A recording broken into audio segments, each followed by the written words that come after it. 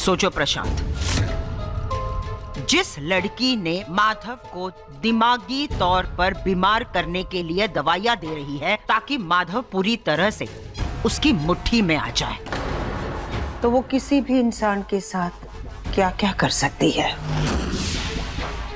प्रशांत,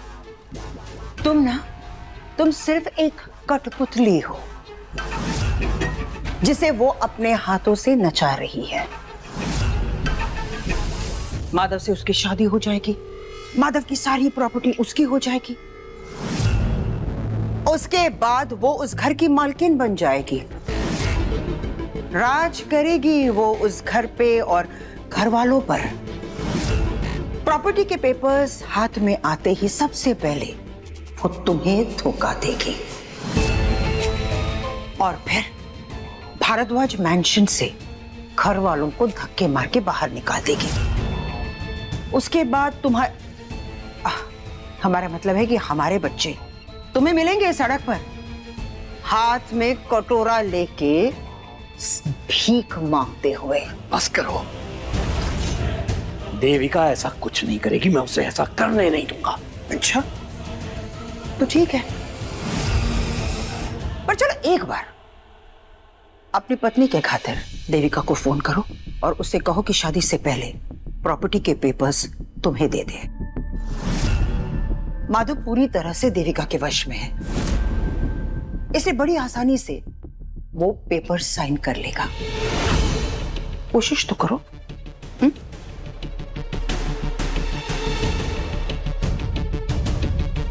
hello Devika, आज शाम को तुम्हारी शादी है ना?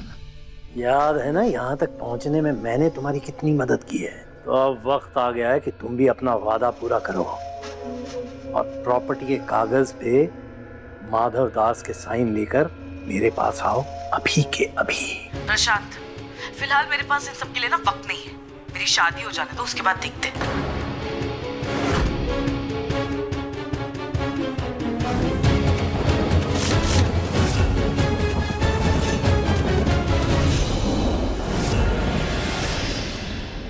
हाँ साहब जी, मेनका मैडम ने ही मुझे बताया था कि देविका ने उस लाश को बगीचे में छुपाया हुआ है। मुझे मेनका मैडम को पूछना होगा उन्हें कितनी देर है। Number you are trying to connect is not reachable.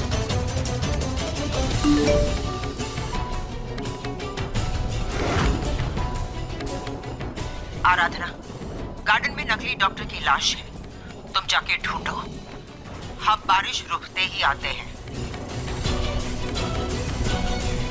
लगता है मेनका मैडम का फोन बंद हो गया।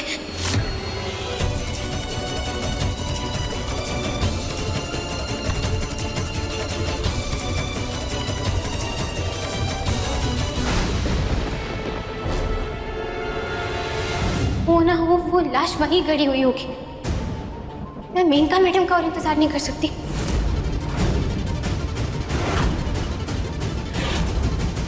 माधव, बहुत अफसोस से हमें तुमसे ये बात कहनी पड़ रही है कि देविका के इस खेल में कदम कदम पर प्रशांत ने देविका का साथ दिया था, क्योंकि वो तुमसे बदला लेना चाहता था, तुम्हें बर्बाद और बेइज्जत करना चाहता था।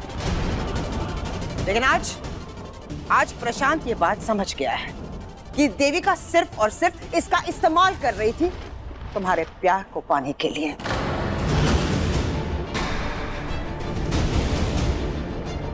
अब वो सुधर चुका है और अपना ये सच सबके सामने कबूल करना चाहता है। एमडी, ऐसा कुछ नहीं हुआ है।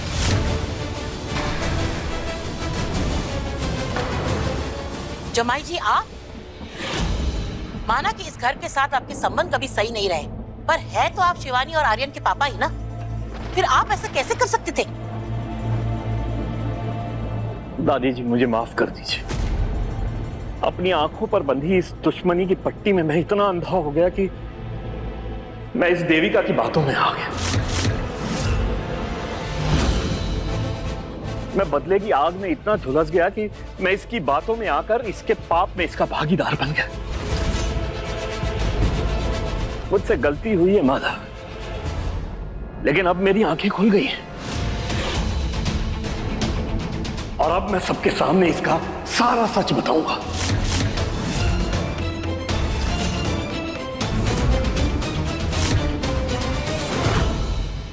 माधव, ये देविका ही थी जो दामिनी बनकर इस घर में आई थी।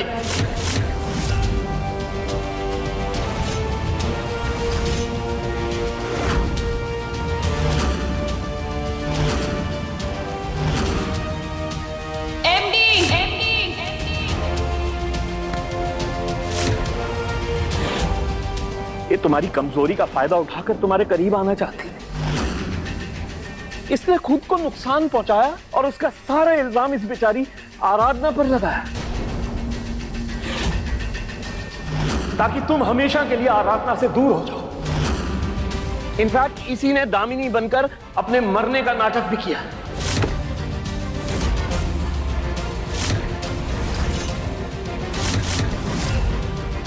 और मुझ ना समझने इसमें इसका साथ दिया। मैंने उस लाश को ठिकाने लगाने का इंतजाम किया था, ताकि उसका सारा इल्जाम आराधना पर लगे और वो हमेशा के लिए जेल चली जाए।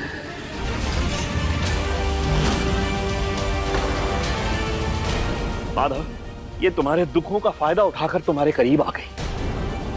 लेकिन सच तो ये है कि इसने आज तक जो भी इल्जाम आराधना पर लगाए वो सब झूठे हैं।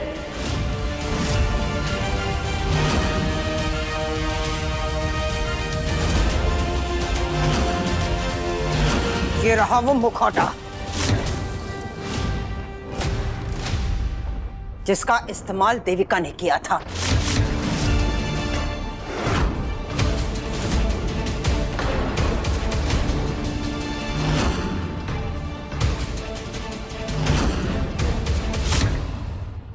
ये मुखौटा बनाने वाले का नंबर हमारे पास है माधव।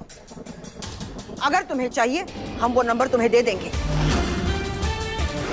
और यह नंबर हमने नहीं ढूंढ निकाला, आराधना ने देविका के कमरे से निकाला था।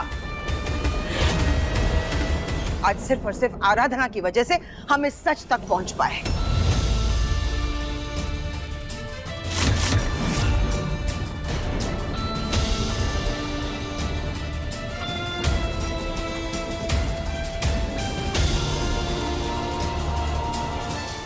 आराधना बिल्कुल ठीक कह रही थी।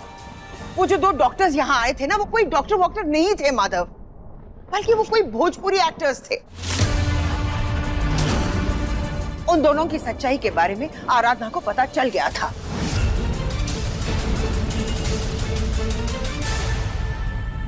मैं तुम्हारा साथ दे रहा था देविका, लेकिन अब मुझे समझ में आ चुका है कि तुम किसी की सगी नहीं हो।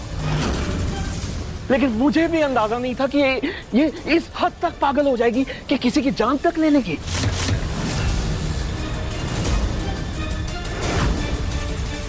क्या बकवास कर रहे हो तुम मुझे डबल क्रॉस कैसे कर सकते हो? अगर वादे के मुताबिक तुम मुझे पेपर्स ला के दे देती प्रॉपर्टी के, तो ये नौबत ही नहीं आती। तो हाँ, मैंने इस सब में तुम्हारा साथ दिया, लेकिन अब मुझे एहसास हो गया है कि तुम किसी की सगी नहीं हो। और अगर तुम माधव से शादी करके हमेशा के लिए इस घर में आ गई, तो तुम तो मेरे बच्चों के लिए भी खतरा बन सकती हो, और ये मैं बर्दाश्त नहीं कर सकता हूं। मैं अपने बच्चों की जान जोखिम में नहीं डाल सकता हूं। मैंने इस पाप में तुम्हारा साथ दिया, लेकिन अब मैं अपने पापों का प्रायश्चित करना चाहता हूं। मैं सबको बता दूंगा कि तुम खूनी हो।